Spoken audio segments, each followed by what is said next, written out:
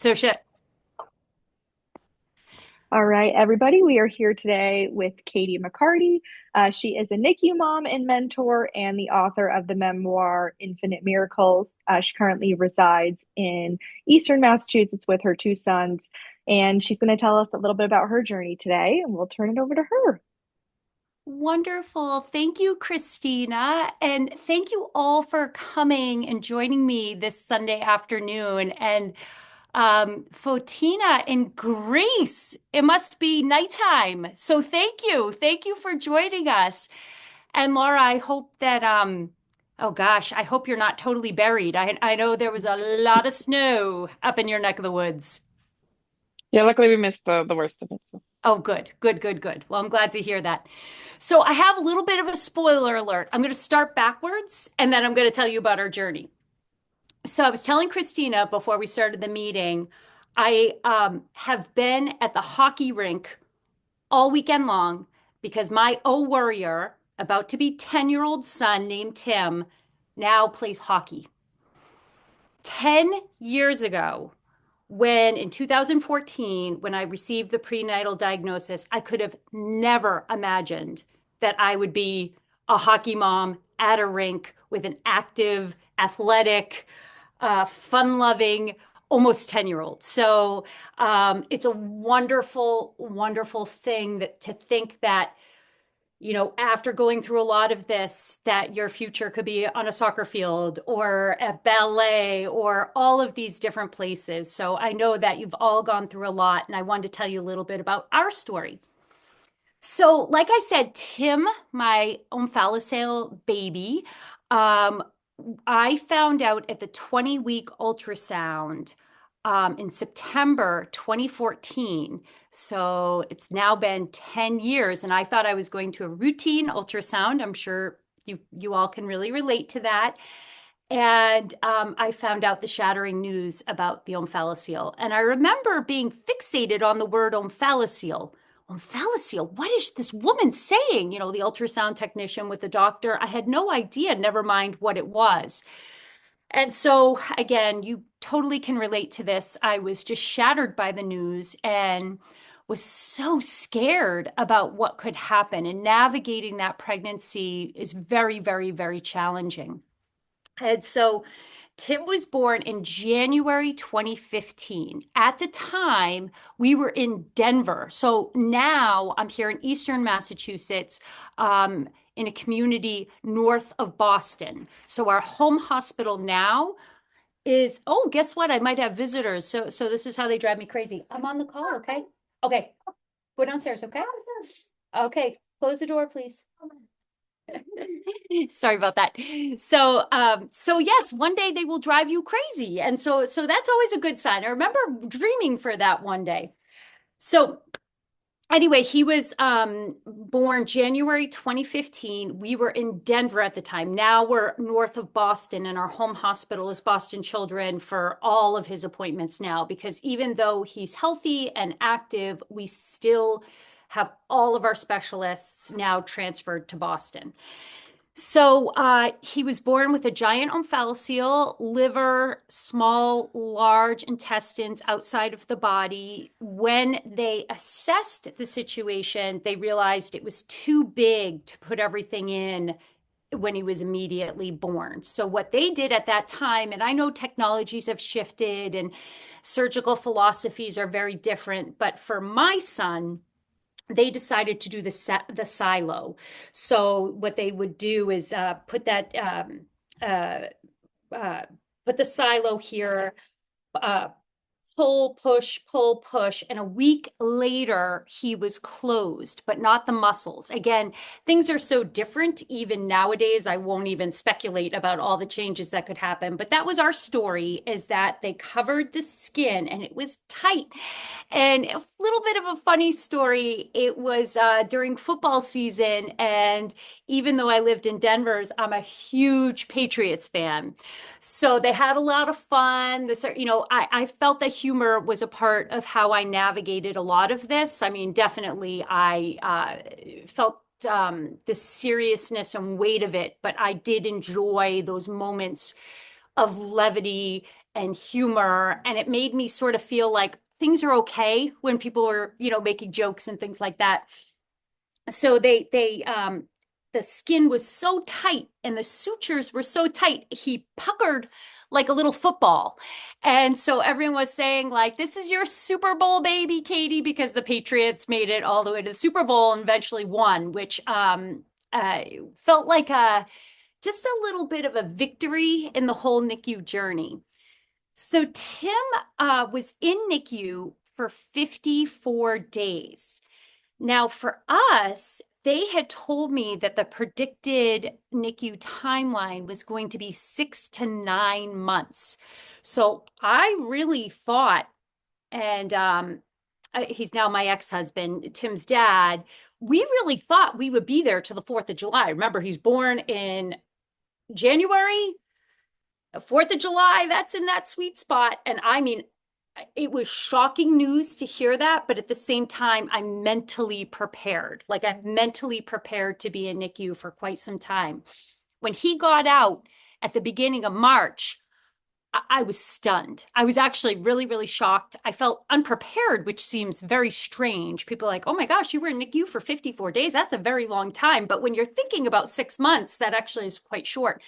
And another little funny story is we didn't even have a nursery. We didn't do anything because I don't know. I didn't want to jinx it. I was just like, we'll get it when we get it. I mean, it's baby stuff. We'll be able to do that. So we had to quickly go and get stuff just to make it feel like home, that type of thing. So we went home and unfortunately, we had some challenges. And I don't bring that up to be discouraging. I wish someone had told me, in terms of awareness that like stuff could happen. So we had 3 big readmittances over the course of his first year of life. So when he got out of NICU, he was about 4 months old, a little younger than 4 months old. We were back in NICU for an RSV situation that was really, really hard. And then while we were in the hospital, Tim developed an infection on his patch. So remember I said that they closed up the skin, but in order to close the muscles, they put a Gore-Tex patch. I know I keep coming back to this.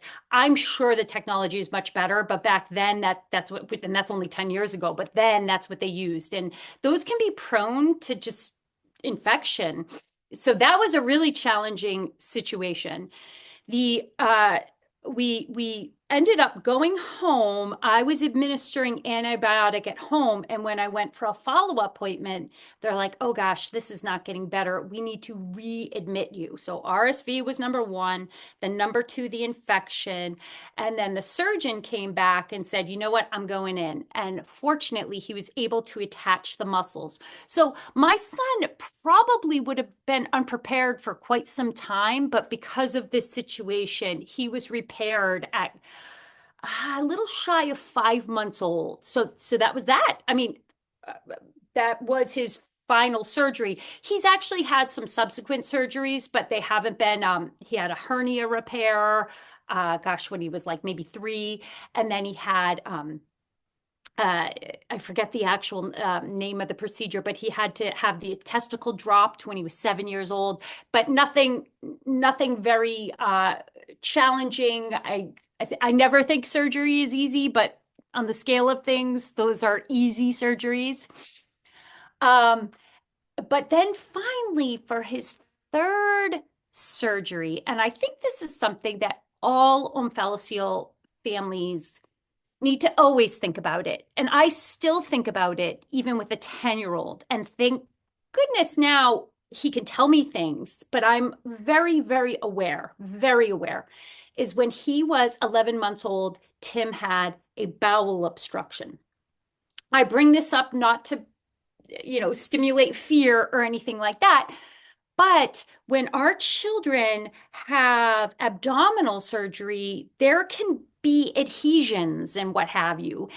And now at that time, Tim could not tell me. So it got very serious very fast. He was a baby.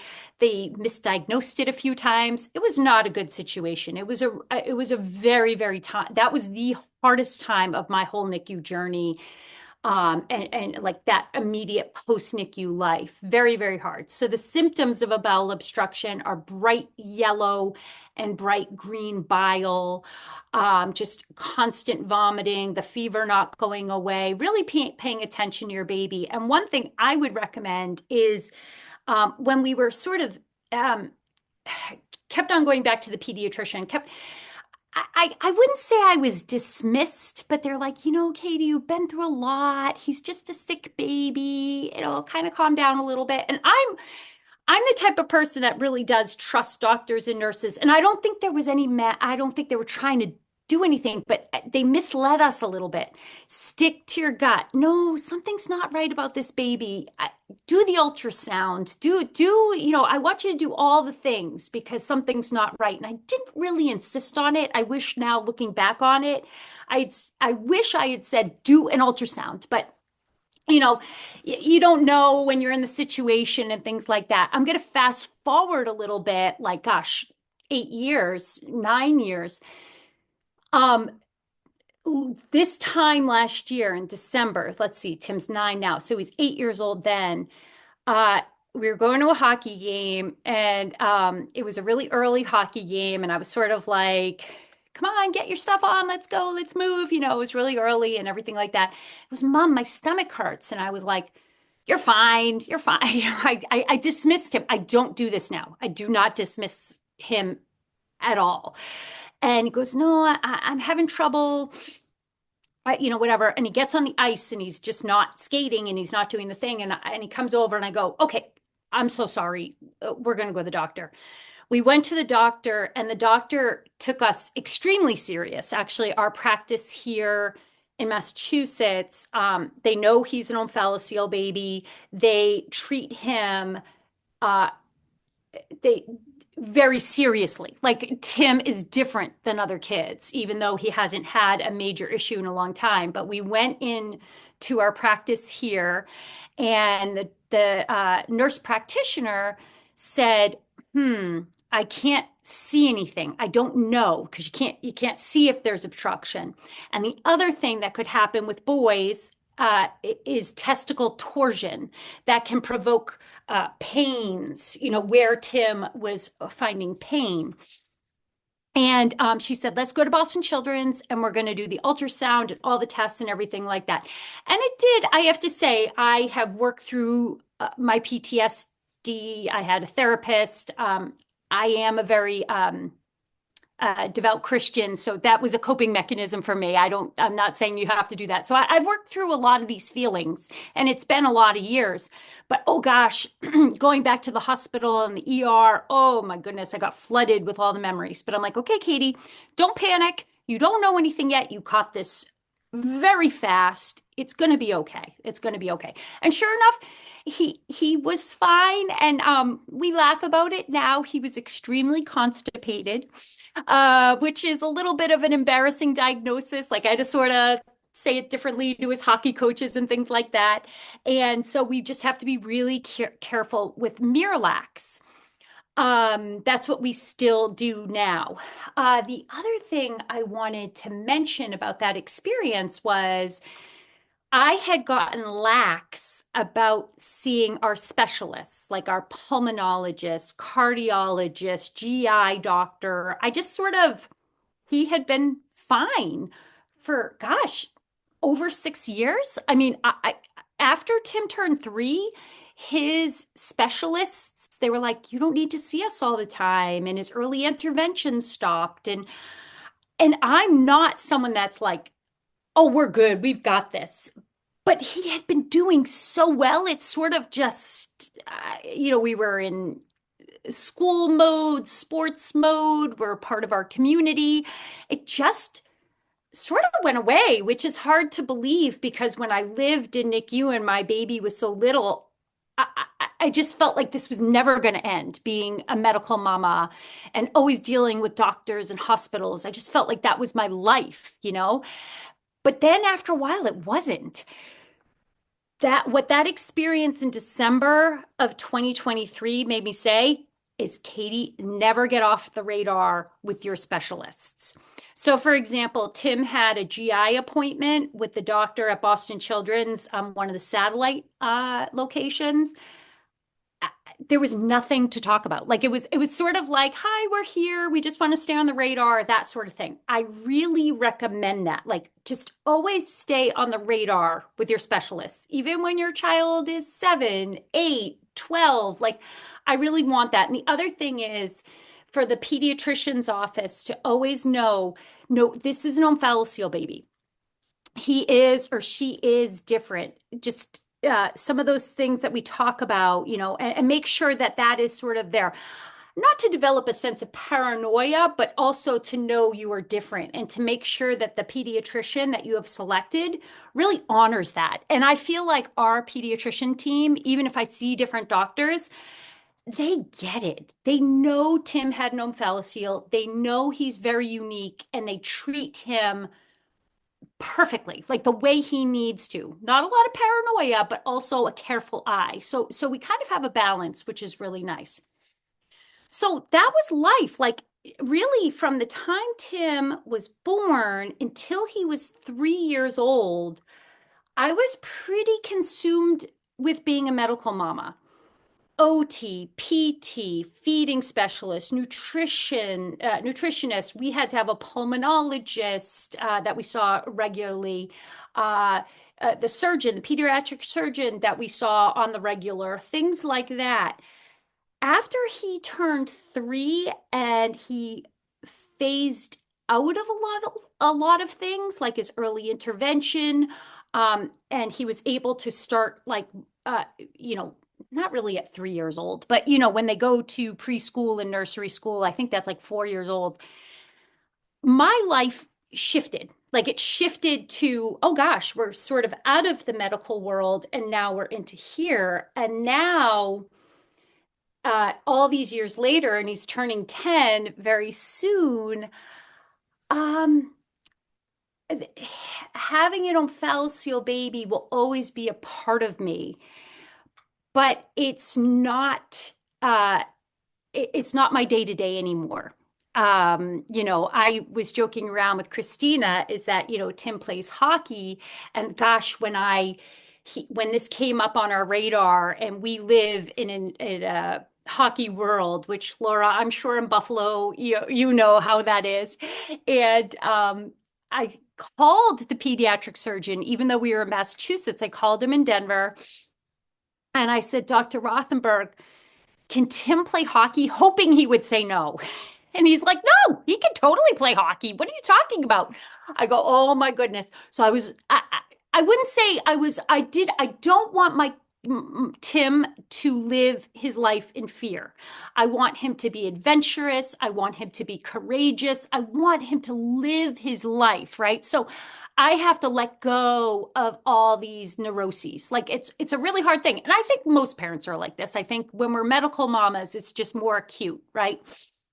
And oh my gosh, I worried so much about him playing hockey. Now, at that age, and even right now, they're not allowed to check or have that hit or physical contact. But nevertheless, when they skate very fast, sometimes it's just hard to stop, right?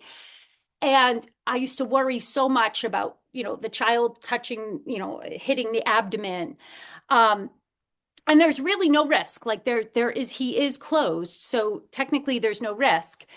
But now I'm more worried about a head injury, which is what any hockey mom would worry about. So I guess the point that I'm trying to make is that some of these things that feel so present when the babies are so little, in my experience, has really faded away. And people don't even have a clue that Tim went through this. Well, they do now because I wrote a memoir about it. So this is my memoir, Infinite Miracles. And it just, I'll tell you a moment about why it came to be.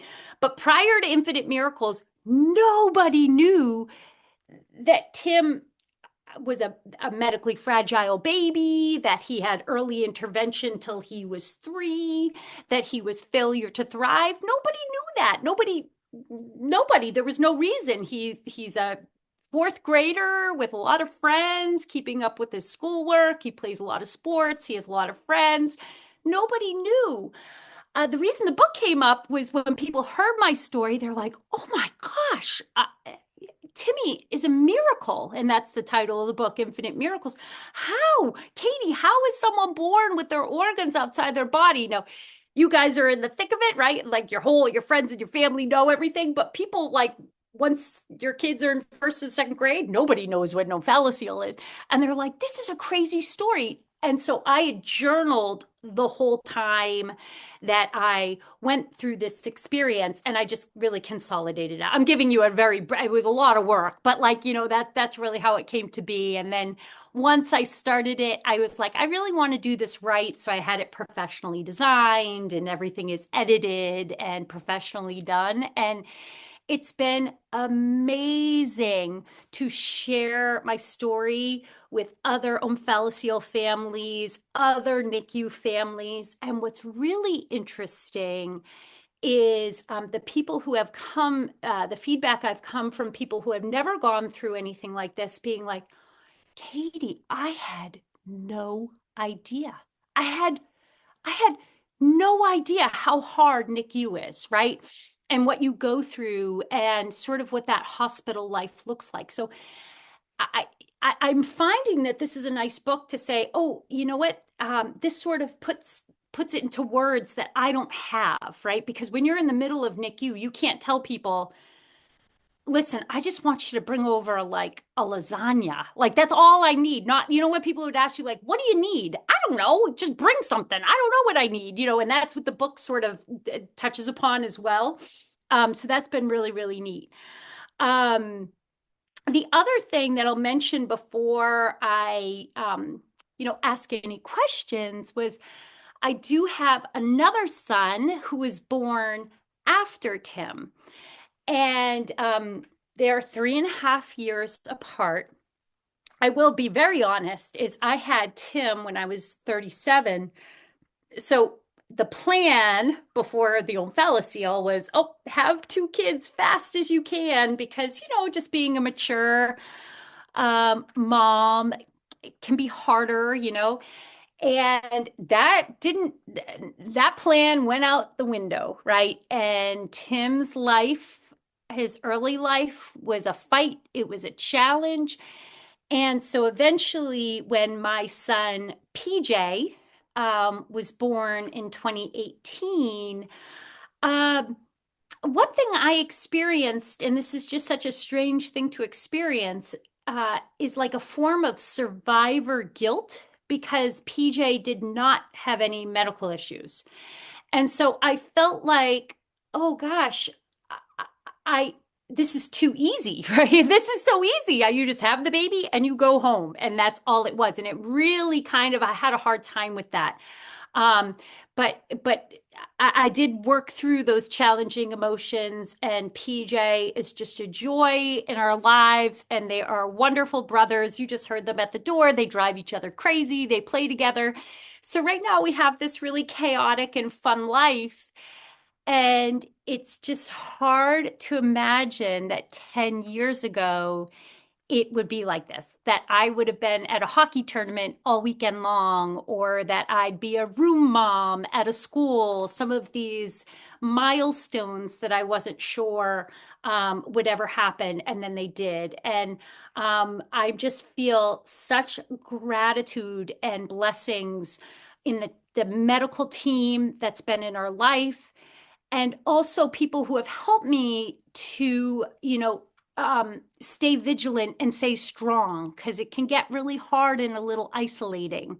And I am always here. I'll put my contact information in.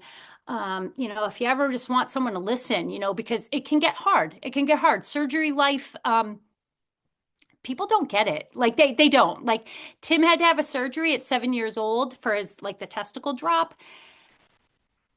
And it's not like I broadcast this to the world, but he had to be out of school for a week and like all this stuff, and people thought it was sort of like just going in and getting checked out for a cold. Like they don't get it, right? But communities like ours do. to say, oh, I'm thinking of you. I really, really am. I pray he's doing great or she's doing great. And just let me know how things are afterwards. Your friends in your circle might not know to say that. They just don't, they've never gone through it. It's not their fault. They just don't know. So, um, yeah, that's a lot of my story. And I do have to say this, when I was going through it, I know this sounds really weird. I wanted to hear from people whose kids were 10, 12, 15, like, where are they at? Like, how are they doing? So I hope this just gives a different perspective because I'm more removed from it. Um, and I'd love to hear any of your stories or if you have any questions. Thank you so much, Katie. We really appreciate you sharing your story. We will allow some time for some questions. Just as a reminder, no one here is providing direct medical advice. If you have any questions or concerns, you definitely should direct those to your provider. We'll go ahead and stop the recording and we can start with any questions.